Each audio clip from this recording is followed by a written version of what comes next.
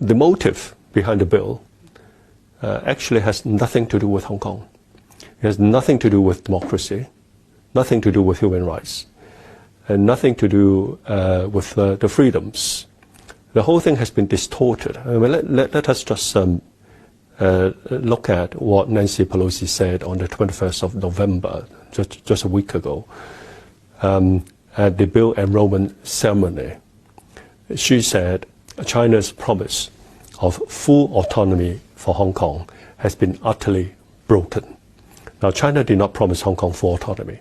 China promised Hong Kong a high degree of autonomy, and the high degree of autonomy has been well expressed and stipulated in the Basic Law, which was passed after 5 years of very extensive consultation, 5 years of drafting in 1990. So on such an important point, on the point that Hong Kong only has a high degree of autonomy, not full autonomy, could actually be used by none other than Nancy Pelosi herself to make sure that the bill can be passed. There's a lot of distortion, there's a lot of misrepresentation in the whole process. Donald Trump says he signed these bills out of respect for President Xi, China, and the people of Hong Kong, and he hopes that this can lead to long-term peace and prosperity in Hong Kong. Do you think it's right? I think no one can understand that. And this is the prestige in the eyes of the Hong Kong people of the United States. And similarly in the eyes of people in this region. Because it's very clear that Hong Kong has a high degree of freedom. We protect our human rights. We even passed the Bill of Rights in the last year of British rule in 1997. We're much more democratic than the time when Hong Kong was ruled by the British. And if you look at other countries in the region, there are many countries in Asia that are not as democratic as we are, that do not protect the human rights, and they do not have a good record for the freedoms.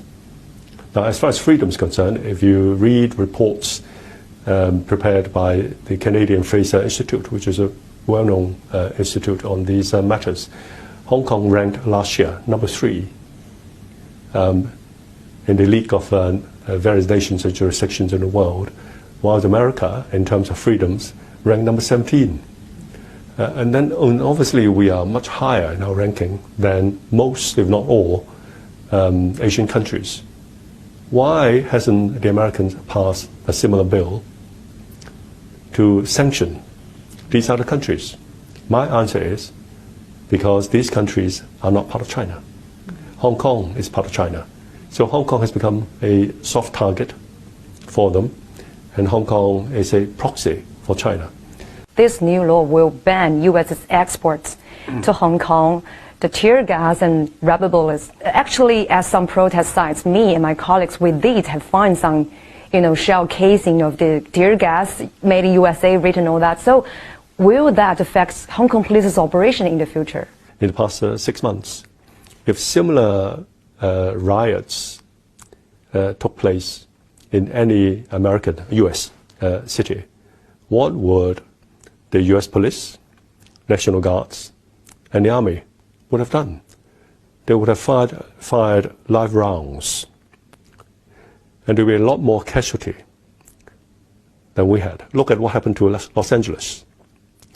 The reason why we use a large number of tear gas is to control the crowd and to enlarge the space between our police and the rioters.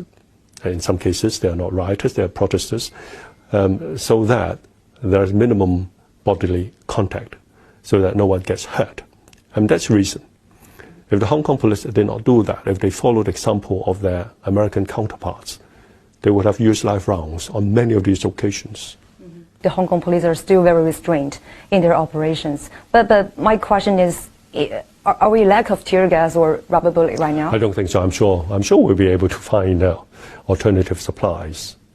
They're just making a political point. It's all part of their political grandstanding. Do you think this new law will help to de-escalate the violence in Hong Kong? Of course not. The protesters the rioters, except those who have already been arrested, prosecuted, or even convicted, they'll feel emboldened. They'll feel emboldened by the move of the United States. The approval of this new law comes at a very critical timing of the trade negotiations between the two countries. So what kind of signal is the U.S. sending to China?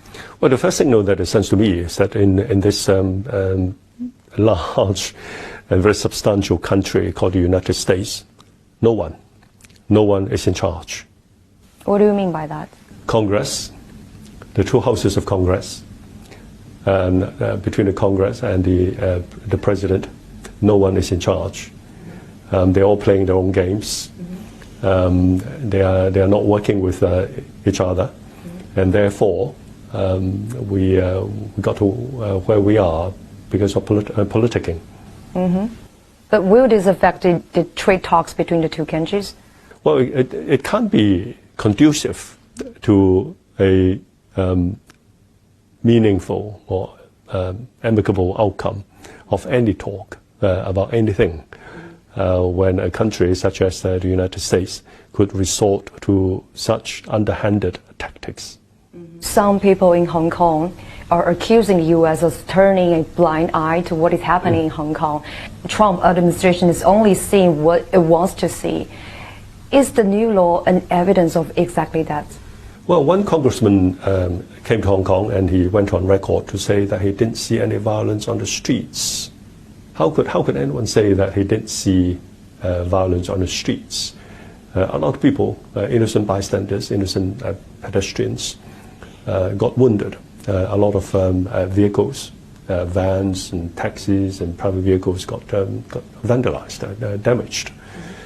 Similarly, shop owners and all these are violence. As I said, by passing this bill, they are sending a message, a wrong message, that will embolden these violent protesters and rioters.